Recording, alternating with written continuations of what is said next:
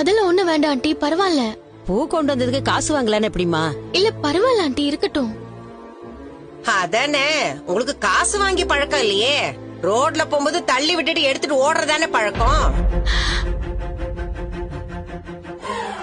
விஜயா, என்ன எல்லாரும் முன்னாடி இப்படி பேசுற? பேசா அவங்க மேல ப்ளேம் பண்றாங்கல்ல அங்கிள், அதனால தான் அவங்க அழறாங்க. விஜயா, என்ன இதெல்லாம்?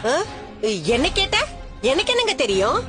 இவதான் இங்க வந்தா பூ கொடுத்துட்டு துணியை மடிச்சு ரூம்ல வச்சுட்டு போனா, அதான் பார்வதிக்கு இவ மேல டவுட். இதுல என்னங்க தப்பு இருக்கு? தப்புதான். பார்வதி எப்படி அப்படி பேசலாம்?